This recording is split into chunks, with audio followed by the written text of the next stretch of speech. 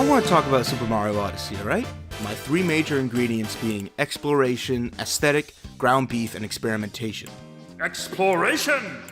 Odyssey essentially so-elongate Bowser's all of its 3D brethren right off the SS Enterprise. It takes 64 and Sunshine, two of the most open Marios. It makes them look like Poly D, right? You can't get much more straighter than that. In fact, it almost betrays its own relatives. Bill Trinan once said that Odyssey lies on this branch of the great Mario tree, but I say he's on this one, with his incestuous lover, Banjo.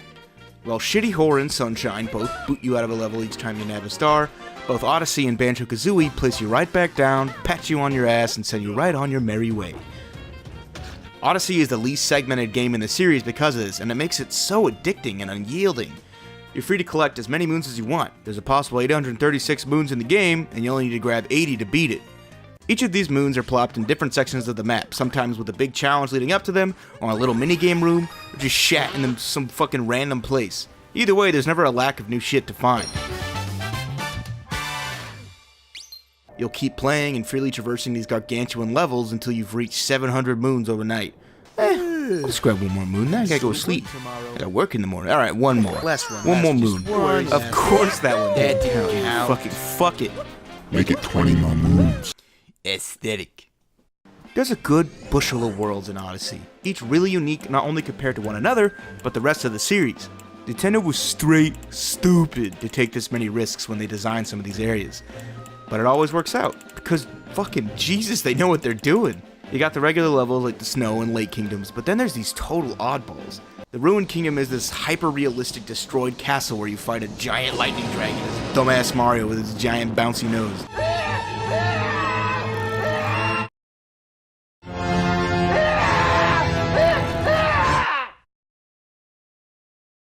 The Luncheon Kingdom is this strange hybrid of food, Pepto-Bismol, Roman-inspired architecture, forkmen, rock cheese, just regular turnips, and bright, colorful polygonal environments. These things should never mix together well. I would slap anyone who told me otherwise. But, like Sephiroth and Goofy, they really do. Yeah! Sora! Donald! Aladdin! Ariel! Last but not least, the big banana. New Donk is Sonic 06 Reborn. Seriously, it feels that way. The people honestly look pretty similar. But Nintendo has such a whimsy about them. It's hard to place. Is it the music, the amazing and polished environment, the weird fucking burble shit they do? Probably all of it, with just a little dash of Miyamoto's secret recipe. Speaking of secret recipe, here's my special method of cooking the perfect ground beef. So first you get a fistful of dirt, right? You throw it at some fucking asshole's face, boom! You got ground beef. Beef with ground. You got beef with this guy because you threw dirt in his fucking... Hey. You fucking come on down here and get some experimentation over here. One of the key elements of SMO for me is something that has been missing since SMS, being the ability to experiment with the world around you with true jumping freedom. Galaxy and 3D Land World had a good amount of jumping options, but the levels were so linear that there was really no advantage to doing anything fancy other than sucking in all the hot babes. These worlds are so gargantuan that every peak, platform, and pit is a different sort of challenge that can be tackled from pretty much any direction. It's not a lifeless blue platform floating in the air, it's a natural-made mound that has to be dealt with in the most efficient way the player can think of. And even in the sections that are just literally floating houses, Odyssey is such a fucking motherload of jumps and button combinations that it just never gets old. There's long jump, side flip, crouch jump, ground pound jump, dive, hat jump, catch hat jump, spin jump, wall jump, regular jump. Just there's so many choices. And each of these can be combined in a wild fighting game combo of button presses. For example, the longest jump you can do in the game is ground pound, to quick roll, to long jump, to hat throw, to dive, to hat jump, to hat throw, to catch hat jump, to dive again. I don't even want to get into how many different button combinations were needed for that. I'll just say that it needs 15 individual button presses to be pulled off perfectly. Alongside just this pure platforming variety, Odyssey also boasts this wide assortment of playable enemies, who all have their different weight, tricks, and jumps. This adds even further layers of options during gameplay. Like, I can turn into this cheap, jump out of the water, jump out of it, and dive onto the platform. Or I can use this T-Rex to beat the second world in like fucking 2 minutes.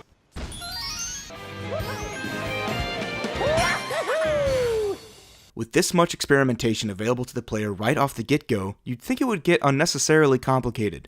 but every single action is mapped to just 3 buttons.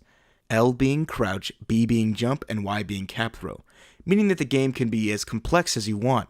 You can ignore most of the jumps and just stick with the hat throw and long jump for the entire game, but every tool in Mario's tool belt will be there if need be, just egging you on. I'm just gonna swim along. This looks nice. This looks Pussy nice. shit. Fuck that though. Ground pound, throw my head, jump Now on me, we're jump off that. talking. Look at that shit. Look how much care and time the developers put in this Pussy bridge. shit. Fuck Now it. we're Long jump, talking. throw my head, jump on my head, land. I'm done. Oh, look at this nice little pixel art, little pixel Pussy music. shit. Gay. Ground Now pound. we're talking. I'm done. Pussy shit. Yeah, this game. Nah, I don't think so. Now we're talking. Yes. Now we're talking here, baby. Super Mario Odyssey is so freeing. It's not this scripted, predictable, boring, gray fucking splotch that blends in with every other game.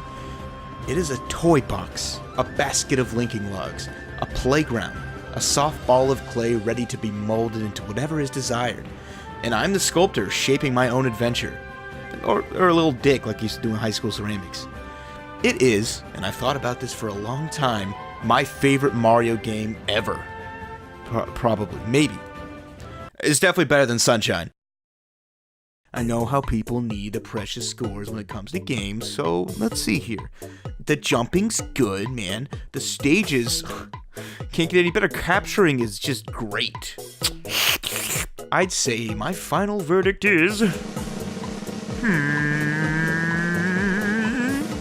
1/2 out of a possible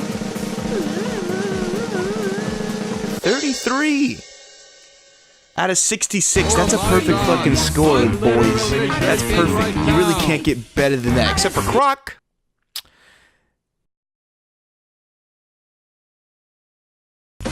Hey, you stinky boys. Thanks for watching. If you want to sub, click right here. If you want to watch a channel intro, there you go. There's plenty more good shit on the way. 2 more should be coming out in the next week and a half. Thank you. That's it. See you later. Goodbye.